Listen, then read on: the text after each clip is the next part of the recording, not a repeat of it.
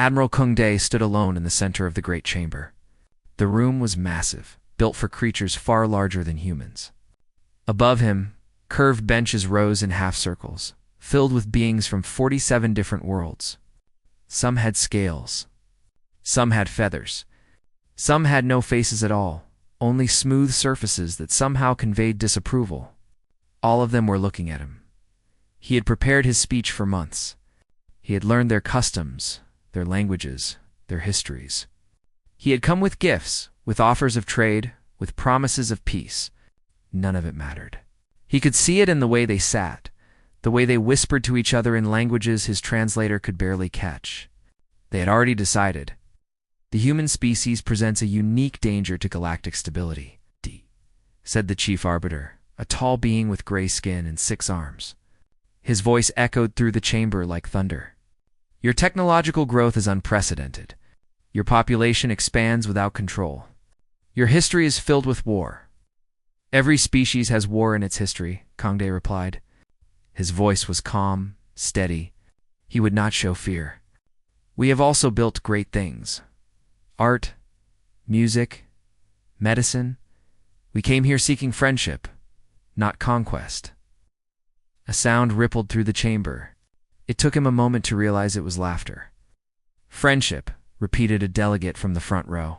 This one was smaller, covered in blue fur, with eyes like black marbles. Your kind has been in space for less than 200 years. You have already sent probes to 70 star systems. You breed like insects and spread like disease. Friendship is not what you seek. Kangde felt his hands tighten into fists behind his back. He forced himself to breathe. We seek only the same rights as any other species in this assembly. The right to trade. The right to travel. The right to exist among you as equals. Equals. The chief arbiter leaned forward. You are children playing with fire. The assembly has discussed this matter for 3 standard years. We have reached a decision. The chamber fell silent. Kangde felt his heart beating hard against his ribs. Earth will be placed under permanent quarantine. No human vessel may leave your solar system. No human signal may pass beyond your boundaries. You will be contained until such time as the assembly determines. You are no longer a threat. The words hit him like physical blows. Quarantine. Contained. We're going to cage an entire planet. This is unjust, he said. And for the first time, his voice cracked. We have committed no crime. We have harmed no one. You cannot imprison billions of innocent people for crimes they have not committed. We can, the chief arbiter replied. And we will. The vote was 38-9. The matter is settled. Kangde looked around the chamber, searching for any sign of sympathy. He found 9 faces that would not meet his eyes. 9 species that had voted against the measure. They looked ashamed, but they said nothing. They did nothing. You will regret this, he said quietly. It was not a threat. It was a statement of fact. The chief arbiter made a gesture with 2 of his hands. Remove him. Guards approached. Kangde walked out on his own, his back straight, his head high. He would not give them the satisfaction of dragging him. Far away on Earth, Dr. Unipark sat in a small office in Seoul, watching the broadcast. The feed was delayed by several hours due to the distance, but it did not matter. The outcome had been decided long before the trial began. When the chief arbiter announced the verdict, Yuna felt something cold settle in her chest. Lieutenant Minho Beek stood beside her, his face pale. They cannot do this, he whispered. This is madness. How?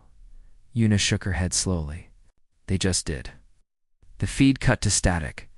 Somewhere between Earth and the assembly station, someone had already begun jamming their signals. The isolation had begun. What happens now? Minho asked. Yuna stood up from her chair. She walked to the window and looked out at the city below. Millions of people going about their lives. Not yet knowing that their world had just been sentenced to permanent exile, she said. We become exactly what they fear. 3 days later, the blockade was complete. 412 warships from 18 different species surrounded the solar system. They were not there to attack. They were there to watch, to make sure nothing left, nothing entered. Secretary General Hannah Cho addressed the United Planetary Council that same evening. She was a small woman with gray hair and sharp eyes. She had led humanity through 3 major crises in her career. This would be the 4th. "They have given us a choice," she said, her voice carrying through the silent chamber. "We can accept our prison. We can wither and fade, forgotten by a galaxy that fears us. We can become exactly what they expect, a footnote in history. A cautionary tale about species that grew too fast." She paused, letting the weight of her words settle over the assembly. "Or we can refuse." A murmur ran through the room. Hannah raised her hand for silence. "They want us contained. They want us forgotten. They believe that without their technology, without their trade, without their knowledge, we will crumble." A thin smile crossed her face. "They have made a terrible mistake." She activated a display behind her. Plans appeared, blueprints, projections, 20 years of development, acceleration, growth. "We will not ask for their permission. We will not beg for their mercy. We will build. We will prepare. And when we are ready, we will show them what humanity is capable of when we have no other choice." The council voted unanimously to begin the silent protocol. All outgoing signals would cease. Earth would appear dark, quiet, dying. Let the galaxy think they had one. Let them grow comfortable in their arrogance, in the shadows. Humanity would transform. Admiral Kongde returned to Earth 3 weeks later. His ship escorted through the blockade like a prisoner being returned to his cell. He stepped onto the ground of his homeworld and looked up at the sky. Somewhere beyond the blue, hundreds of alien warships patrolled the edges of their cage. He thought about the chief arbiter's words. The laughter of the delegates. The silence of the 9 who had voted against. 20 years, he said quietly to himself. Give us 20 years. Above him, invisible to alien sensors.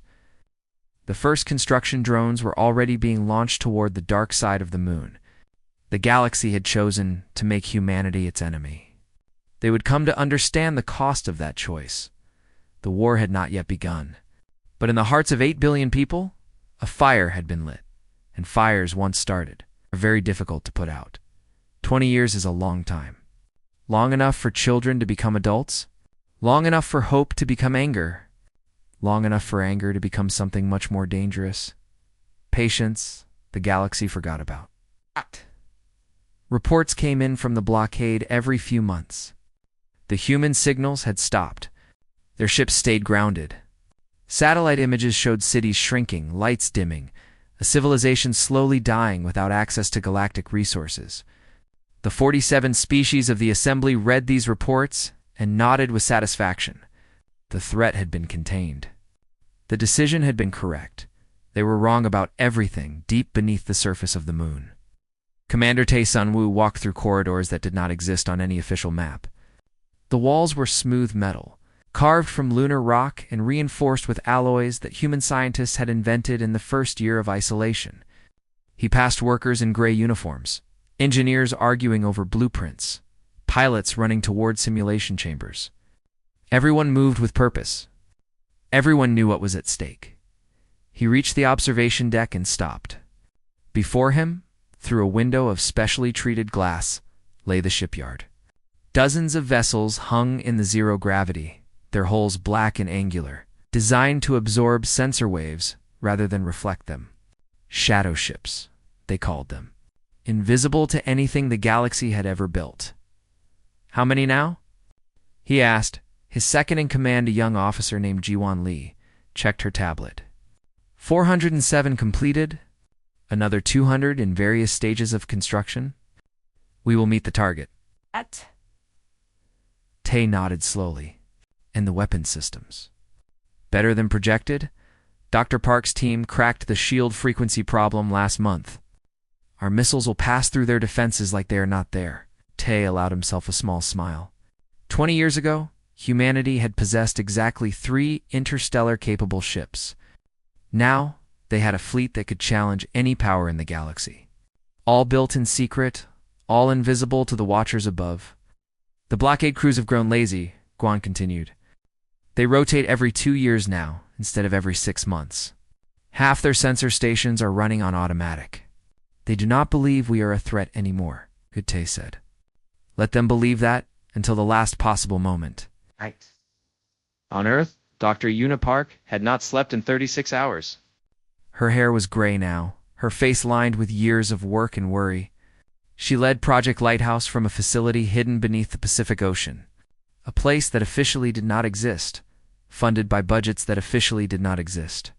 Staffed by people whose names had been erased from every database. Their job was simple: make Earth look dead, while keeping it very much alive. Every signal that left the planet was filtered through her systems. Every satellite image was carefully adjusted. The aliens saw what she wanted them to see: crumbling infrastructure, failed crops, a species giving up hope. In reality, Earth had never been more unified, more focused, more dangerous. Another report from the blockade commander, Minho Beek said, entering her office. He was older too, his hair thinning, but his eyes were still sharp. They are recommending reducing the fleet by 30%. They say, we are no longer a priority. Una laughed, a short, bitter sound. Of course they do. Pass it up the chain. Let them reduce whatever they want.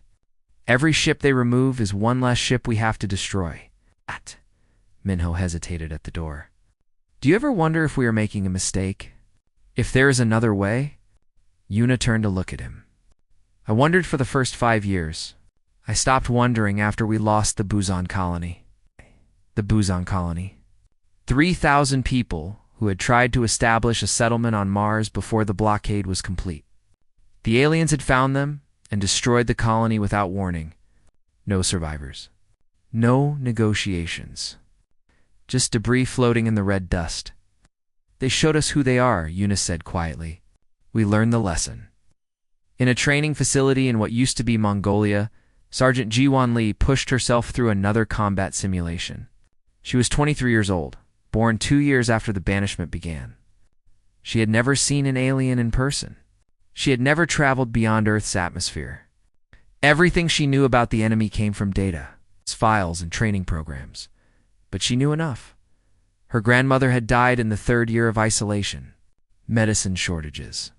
Treatments that the galaxy possessed but refused to share. Guan kept a small photograph of her in her flight suit right over her heart. Some people fought for glory. Some fought for duty. She fought so that no other child would have to watch their grandmother die because the universe decided they did not deserve to live. The simulation ended. She had destroyed all 12 enemy vessels in under 4 minutes. Her instructor, a grizzled veteran named Hyun No, nodded with approval. You are ready, he said. I have been ready for years, she replied. We all have. General Wu Jinan was the oldest member of the War Council. He had been a junior officer when the Banishment began. It spent 2 decades rising through ranks that officially did not exist, preparing for a war that might never come. Now he stood before the assembled leadership of humanity and unveiled the Aegis Protocol. The blockade has 218 vessels, he said, pointing to the holographic display. They are arranged in a sphere pattern with overlapping sensor coverage and mutual support lines. Standard doctrine says it would take a fleet 3 times their size to break through. He paused, letting the numbers sink in. We will do it with our 400 ships in less than 15 minutes. The display shifted, showing attack vectors, timing sequences, target priorities, 20 years of analysis compressed into a single coordinated strike. Their command ship is here, Woojin continued, highlighting a large vessel near the center of the formation. Admiral Veldon of the Kreth. He has held this position for 6 years. He is competent but complacent. He does not believe we can threaten him. That belief will be his downfall. Secretary General Hannah Cho spoke from her seat at the head of the table. And after we break through, what then? Then we deliver our message, Woodrin replied. Every species that voted for our banishment will receive the same transmission. We are not interested in their surrender. We are not interested in negotiations. We want them to understand what they created. And the 9 who voted against? They will be left alone. We do not punish those who showed us mercy. Hannah nodded slowly. She was old now, her health failing, but her mind was still sharp. She had guided humanity through 20 years of secret preparation. She would guide them through what came next. "Set the date," she said. 21 years to the day since they sentenced us. Let them understand the significance." The room fell silent. After 2 decades of waiting, of building, of pretending to die while growing stronger, the moment was finally approaching. Commander Tae Sun-woo looked out at his shadow fleet. Sergeant Ji-won Lee checked her weapons for the 100th time. Dr. Yuna Park prepared the transmission that would announce humanity's return. General Wu Jin unreviewed the attack plans one final time. Above them all, the blockade continued its lazy patrol. Watching a planet they believed had been broken, they had no idea what was coming. In exactly 30 days, the galaxy would learn what happens when you cage a species that refuses to be caged. They would learn that humanity had not spent 20 years dying. Humanity had spent 20 years preparing. And now, at last they were ready. The attack began at exactly midnight, Earth Standard Time. 21 years to the minute since the verdict had been announced. Commander Tae Sun-woo had insisted on the timing. He wanted the galaxy to remember this moment forever. Admiral Veldon of the Kreth was drinking his evening tea when the first alarm sounded. He set down his cup with a sigh, expecting another false alert. The sensors around Earth had been glitching for years, detecting ghost signals that always turned out to be nothing. Budget cuts had prevented proper maintenance. Why spend resources watching a dead world? Then he looked at the tactical display and dropped his cup entirely. "That is impossible," he whispered. 400 human warships were emerging from behind the moon, their black holes suddenly visible as they powered up weapon systems. They moved in perfect formation, faster than anything the Kreth had ever built, heading directly for the blockade. "All ships, raise shields and arm weapons," Veldon commanded, his voice steady despite the fear crawling up his spine. "Form defensive pattern." "They cannot have built the first missiles hit before he finished speaking, Commander." Tae Sun-woo sat in the captain's chair of the flagship Retribution, watching the battle unfold on his screens. The Shadow Fleet had closed to firing range before the blockade even knew they existed. Now human weapons were tearing through alien shields like paper. "Their shields are not stopping our missiles," his weapons officer reported, voice tinged with disbelief. "They are not even slowing them down."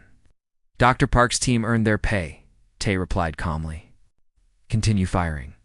Target their command vessels first." Across the void, alien ships began to explode. The blockade had been designed to contain, not to fight. Their vessels were patrol ships, built for long watches and occasional pirate hunting. They had never faced an enemy that had spent 20 years studying their weaknesses, building weapons specifically designed to kill them. Captain Ji-won Lee flew her fighter through a storm of debris and fire. Her squadron had been assigned to hunt down the smaller escort vessels trying to flee the carnage. She had dreamed of this moment since she was a child, imagined it countless times in simulation. The reality was louder, faster. It's more terrifying than any training could prepare for. An enemy corvette appeared on her sensors, trying to accelerate toward the outer edge of the system. Running away, she adjusted her course and locked weapons. "Contact at bearing 047. Her wingman Hyun No reported through the comm. I see 304 more behind it. Take the ones on the left. I have the rest." She fired. Her missiles crossed the distance in seconds, striking the corvette's engines and sending it spinning out of control. 2 more ships exploded moments later as Hyun's weapons found their marks. The 4th tried to turn, to fight, but Guan was already there, her guns punching holes through its hull until it went dark and still. "Splash 4, she reported, her voice flat. There was no joy in this. No excitement. Only the cold satisfaction of 20 years of debt being paid. "Sun-woo, to all units," the commander's voice crackled over the fleet channel. "The enemy flagship is disabled. Admiral Veldon is attempting to evacuate. Interceptors moved to capture, not destroy. I want him alive." Guan banked her fighter and joined the pursuit. Around her, the blockade was collapsing.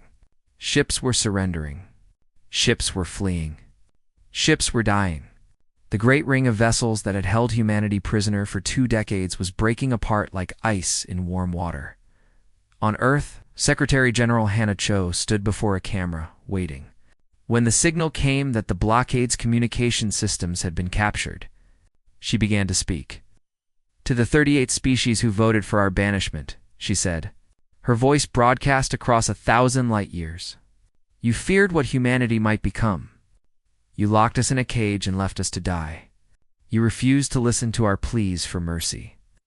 She paused, letting the silence carry weight. "You should have killed us when you had the chance." The transmission included footage. Human ships moving through the wreckage of the blockade. Alien vessels burning. The flag of Earth planted on the hull of Admiral Veldon's captured flagship. "We did not start this war," Hannah continued.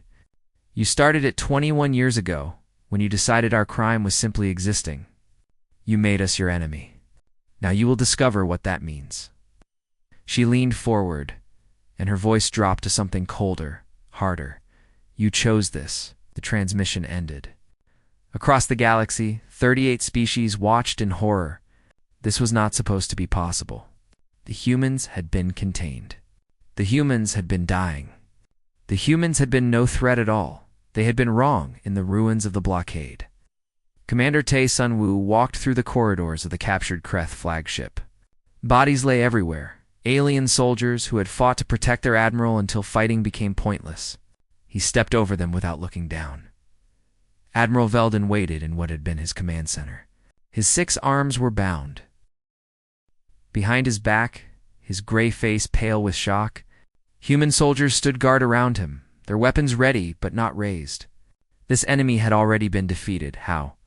Veldon demanded as Tae entered. "This is not possible. You had nothing. You were dying." Your sensors showed what we wanted you to see," Tae interrupted. "For 20 years, we let you believe we had given up. We built our fleet in shadows while you grew comfortable in your arrogance." Veldon shook his head. "The Assembly will not allow this. You will be destroyed. Every species in the galaxy will unite against you." It was not a pleasant expression. They had their chance to unite against us. They chose to lock us up instead. Now, he gestured at the destruction visible through the shattered windows. "Now they will learn what we learned. How it feels to be helpless. How it feels to be afraid." He turned to leave, then paused at the door. "You once called us children playing with fire, Admiral. You were right about the fire. But we are not children anymore." Dr. Unipark monitored the alien communications from her facility beneath the Pacific. Her screens were filled with intercepted messages. Panicked transmissions from dozens of worlds as they learned what had happened to the blockade. "They are terrified," Minho reported, scrolling through translations. "Several species are already calling for emergency assembly sessions. Others are mobilizing their fleets, and... He paused, frowning at his screen. "The 9 who voted against banishment are sending messages to Earth. They want to talk." "Let them talk," Una said. "They earned that much." "But the others?" She shook her head.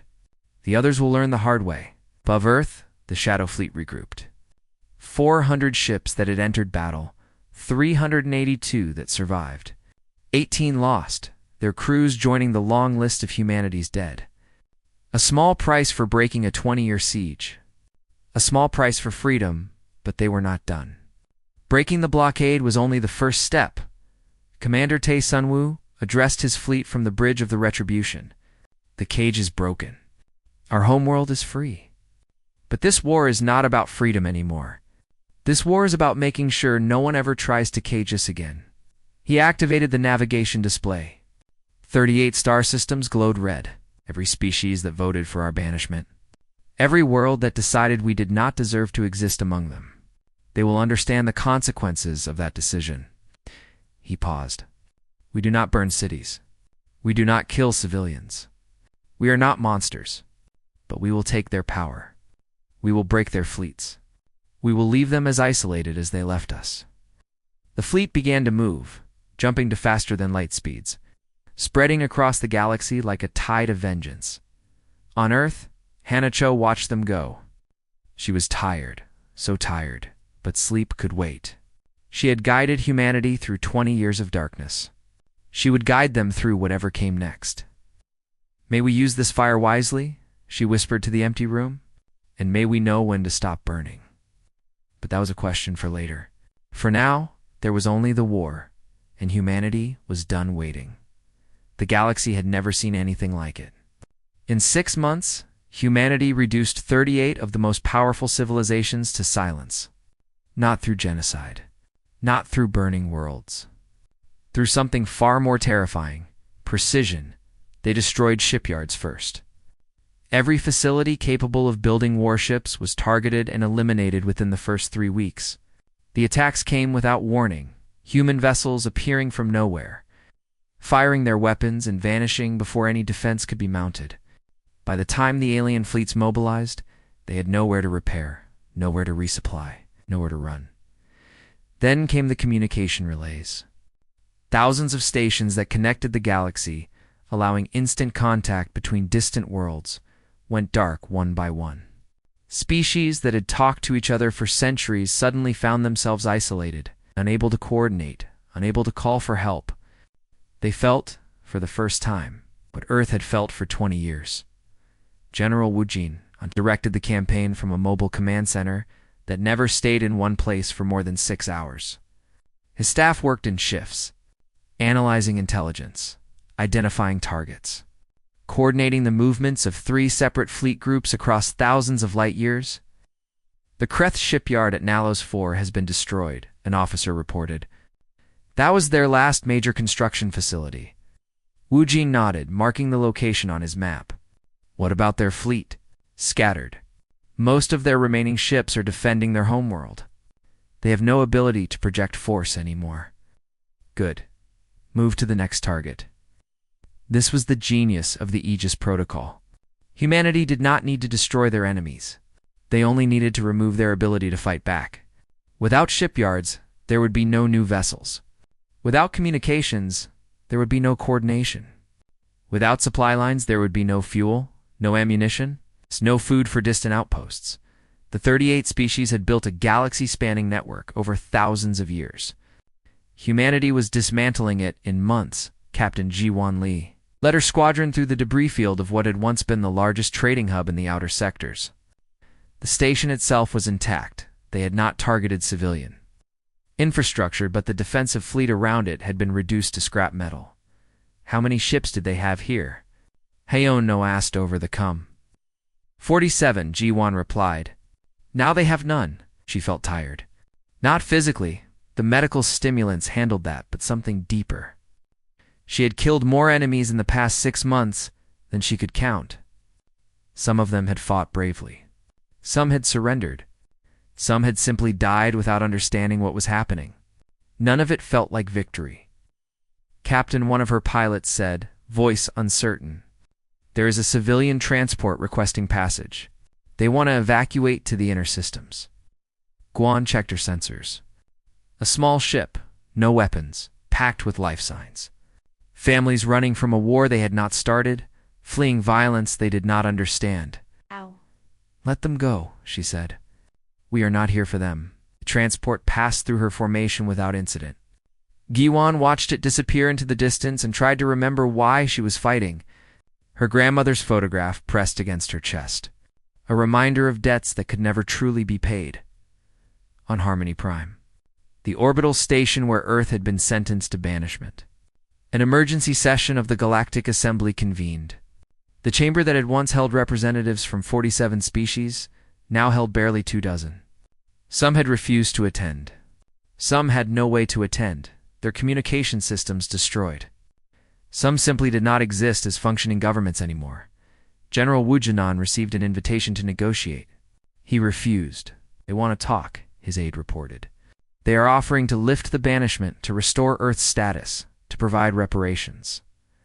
20 years too late, Wu Jin replied. "Tell them we will talk when we are finished. Not before." The siege of Harmony Prime began 3 days later. Human ships surrounded the station in an ironic mirror of the blockade that had once surrounded Earth. No vessel could leave.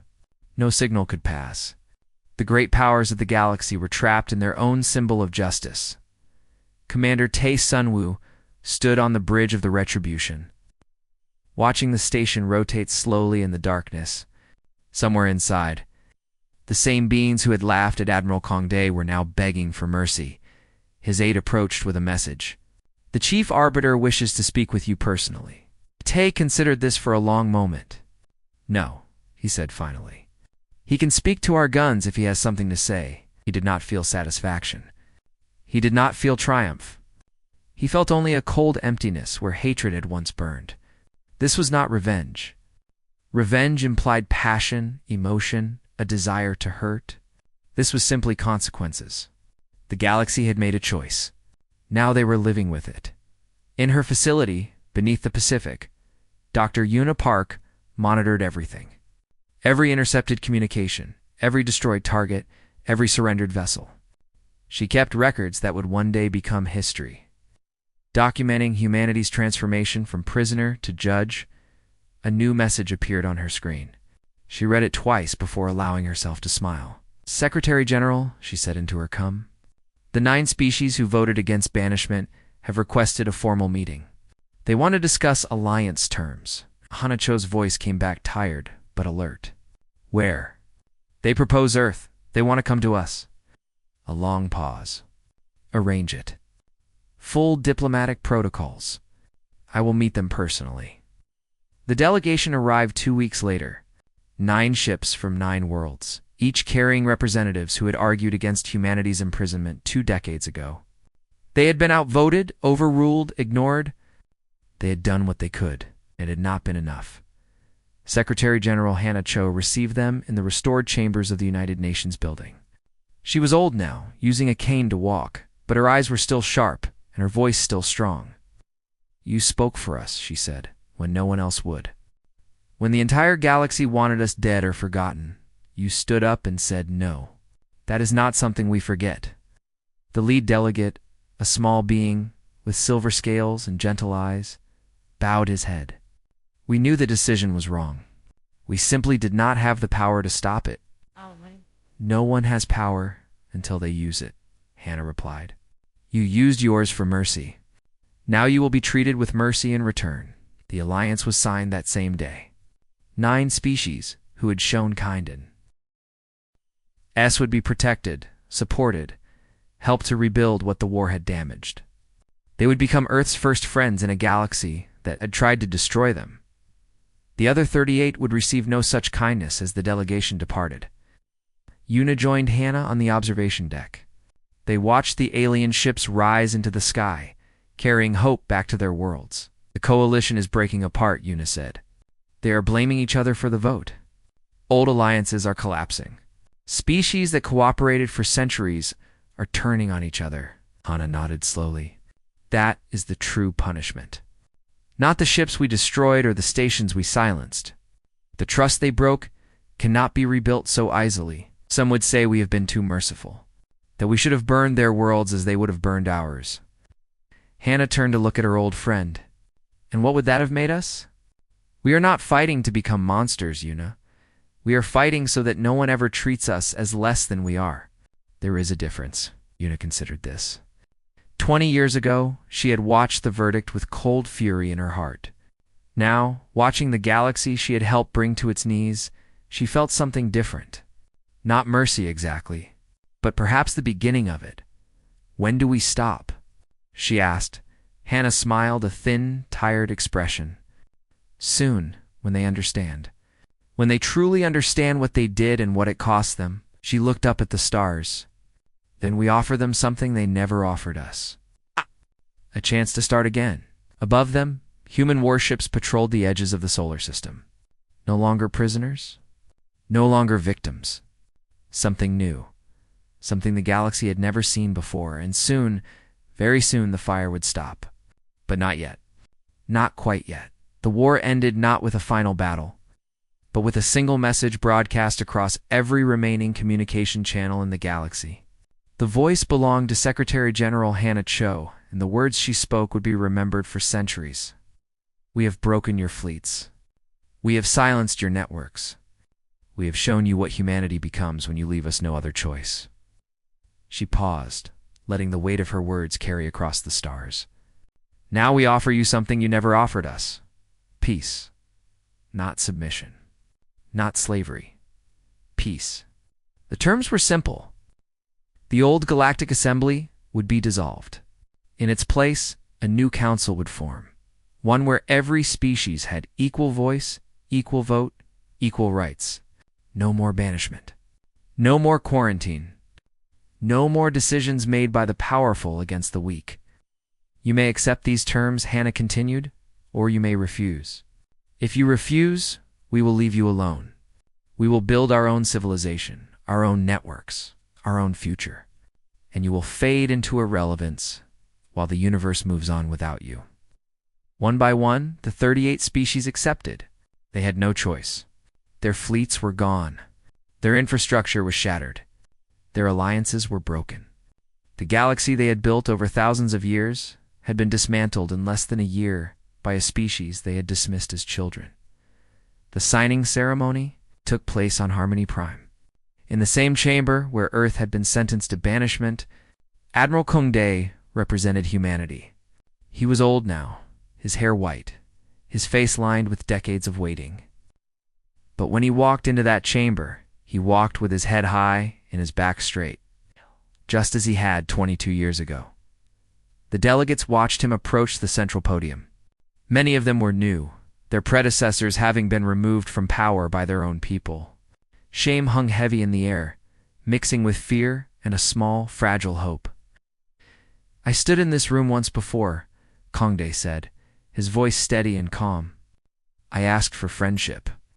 I asked for equality. I was laughed at and dismissed. I looked around the chamber, meeting eyes that quickly looked away. I will not laugh at you today. I will not dismiss your suffering or your fear. That is not who we are. He activated the display behind him, showing the text of the new compact. These terms guarantee what we asked for then. Nothing more. Equal membership, equal rights, equal voice. We do not seek to rule the galaxy. We do not want your submission. We want only what should have been given from the beginning. He paused and his voice softened. We could have destroyed you. We chose not to. Remember that choice in the years to come. Remember that when humanity had the power to end civilizations, we offered mercy instead. The compact was signed by every species present. The war was over. Dr. Unipark was appointed Earth's first ambassador to the new galactic community.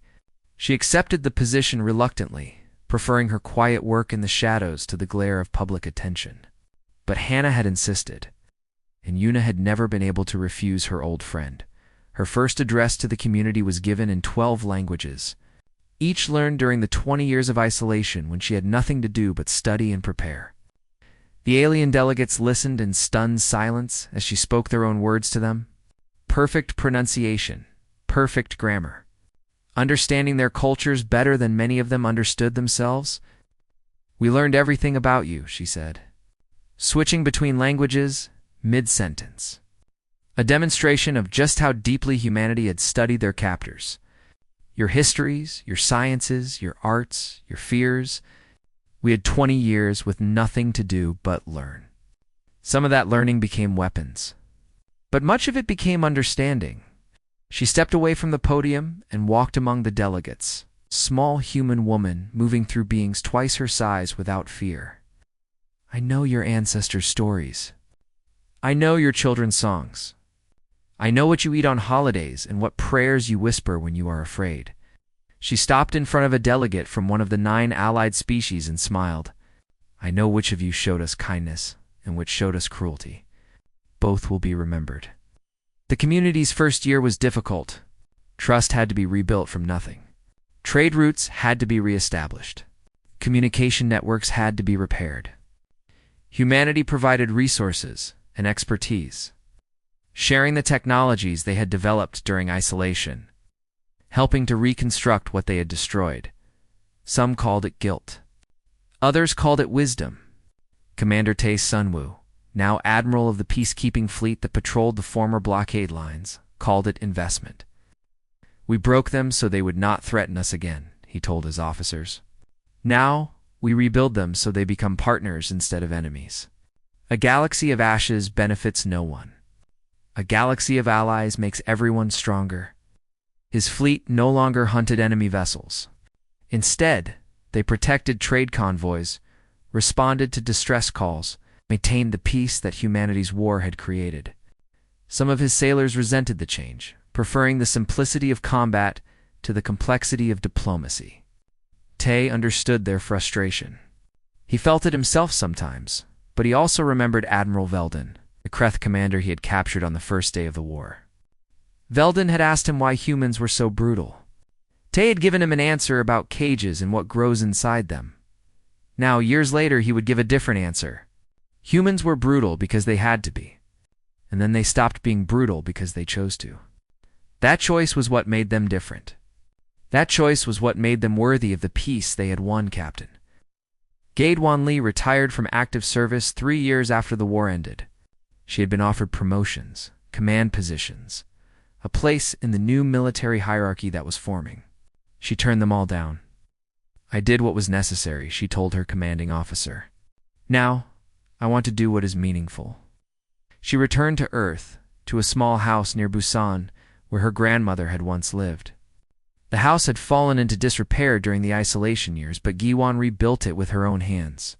She planted a garden in the backyard, filling it with flowers from 3 different worlds.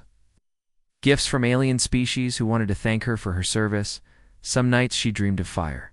She dreamed of ships exploding, of bodies floating in the void, of the weight of all the lives she had taken. Those nights she would wake sweating and walk out to her garden, sitting among the flowers until dawn came. Most nights she slept peacefully. The dreams were fading slowly year by year. She hoped someday they would stop entirely. Heian No visited her often. He had retired too, taking a position teaching young pilots at the academy.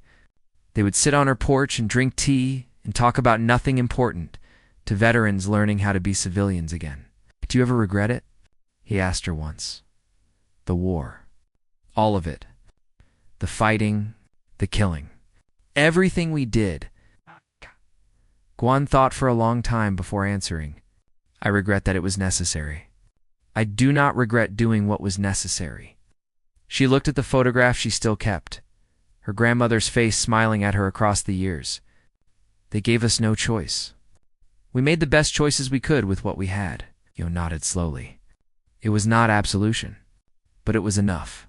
Secretary General Hannah Cho lived long enough to see the first mixed species delegation arrive on Earth, alien and human walking together through streets that had once known only isolation, children waving flags of a dozen worlds, crowds cheering in languages that would have been incomprehensible a generation ago. She watched from the window of her office. 2. Fra. Ill now to join the celebration below, Dr. Yuna Park stood beside her, providing quiet commentary on the dignitaries and their customs. 23 years, Hannah said softly. 23 years from the verdict to this moment. Could not have done it without you, Yuna replied. Hannah shook her head. We could not have done it without everyone. Every worker who built our ships in secret, every soldier who fought our battles, every child who grew up knowing we would someday be free. She smiled, and for a moment the years fell away. I just helped point the direction. Below, an alien child approached a human child. They looked at each other with the curiosity of the young, unburdened by the history their elders carried. Then the human child offered a flower bright blue. Grown in Juan Li's garden near Busan, the alien child took it carefully, examined it with eyes that saw different colors than human eyes, and made a sound that the translator rendered as laughter. Hannah watched them play together. 2 species that had nearly destroyed each other, learning to be friends instead. Was it worth it? Yuna asked. Hannah thought of the blockade, the isolation, the war, the dead. She thought of all the pain and suffering that had brought them to this moment. And she thought of those children, playing together under a clear sky. Ask me again in 100 years, she said. When their grandchildren are building things we cannot imagine, when the hatred we knew is forgotten, and all that remains is the peace we made. She looked up at the stars, visible even in daylight, if you knew where to look. A galaxy that had tried to destroy humanity. A galaxy that humanity had conquered and then freed. A galaxy that was finally, after centuries of fear and isolation, beginning to understand what Earth had always offered. Not dominion, not submission, just the chance to stand together as equals. That, Hannah said, will be worth everything. She died 2 months later, peacefully in her sleep. The galaxy mourned her as the mother of peace, the leader who had guided humanity from darkness to dawn. Statues were erected on 100 worlds. Songs were written in 12 languages. Her name became a blessing, spoken when people hoped for mercy and second chances. But perhaps the truest monument was simpler. A small garden near Busan, where flowers from 3 worlds grew together in soil that had once known only Earth, a place of quiet and healing. Tended by a retired pilot who had learned that peace was harder than war, but infinitely more precious. The galaxy had tried to break humanity. Instead, humanity had broken the galaxy's chains and offered freedom in their place. And in the end, that was the most human thing of all.